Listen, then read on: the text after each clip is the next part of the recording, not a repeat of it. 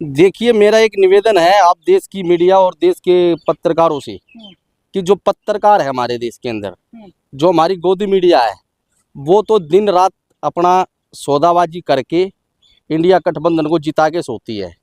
लेकिन ये बिहार की जनता ने तय करना और बिहार की जनता ने फैसला करना है किसको वहाँ का नुमाइंदा बनाना है और किसको बिहार का राजा बनाना है। मुझे ये लगता है कि अब की बार जो बिहार का राजा बनेगा, ये चौंकाने वाले परिणाम आएंगे अब की बार।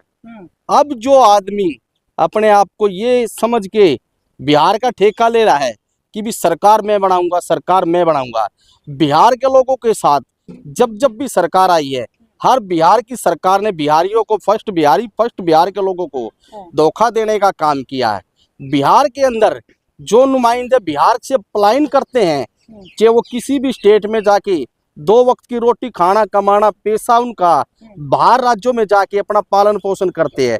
मैं ये पूछना चाहता हूँ नीतीश कुमार जी से और भारतीय जनता पार्टी से, प्रधानमंत्री मोदी जी, आपको बिहार की जनता ने 3 बार प्रधानमंत्री बनाया, तीसरी बार बनाया। नीतीश कुमार जी, आपको 3 बार मौका बिहार की जनता ने दिया।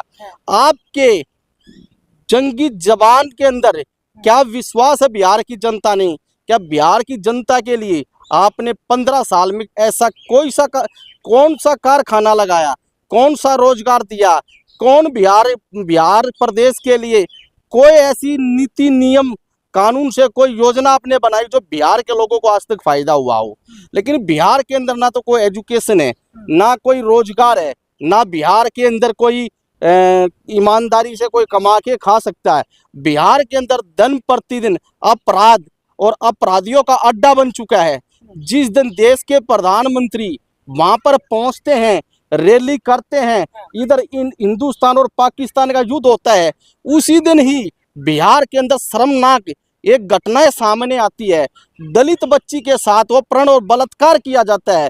क्या बिहार सेफ है? मैं पूछना चाहता हूं नीतीश कुमार से, मैं पूछना चाहता हूं देश के प्रधानमंत्री से, मैं प्रधानमंत्री से एक आह्वान करना चाहता हूं, आप देश के राजा हो, आप देश के राजा हो तो देश का आपका कर्तव्य बनता है, अगर कहीं अपराध होता है तो अपराध पर आपने अंकुश लगाना चाहिए। लेकिन मुझे ये नहीं बताने के लिए परहेज है कि प्रधानमंत्री नरेंद्र मोदी जी, अगर आप सरकार चलाते हो, सरकार में आपकी हिस्सेदारी है, तो मैं क्यों ना आपको ये बताना चाहता हूं कि बिहार की जनता पर आप इतना विश्वास से ये कहना चाह रहे हो कि बिहार की जनता अब की बार इंडिया गठबंधन का मतलब एनडीए का साथ देगी। मैं मालूम है हमें और बिहार के लोगों ने, अब की बार वहां बदलाव होगा, अब की बार वहां खेला होगा। जैसे बंगाल के लोगों ने खेला किया था, ऐसे ही बिहार के लोगों ने भी खेला करना है। वहां के बिहार के लोगों के अंदर एक मायूसी फैली हुई है, जहां वहां पर दलित, अथे, पिछड़े, आदिवासी लोग पीड़ित है, पलायन कर जा रहे हैं। मेरा ये निवेदन है कि देश के प्रधानमंत्री को संज्ञान मामला लेकर कुछ रोजगार कारखानों की बात करनी चाहिए। मुझे नहीं लगता कि बिहार के अंदर ये सरकार बना पाएंगे। जैसे हरियाणा में खेला किया, जैसे दिल्ली में खेला किया। देखिए, हरियाणा में खेला किस बात को लेके हुआ था? हरियाणा में खेला इस बात को लेके हुआ था, हरियाणा में थे पिछड़े दलितों की सरकार देखना चाहते थे, क्योंकि एक सुप्रीमो राजकुमार सैनी जो दलितों की आवाज बनकर, ओबीसी की आवाज बनकर आया था।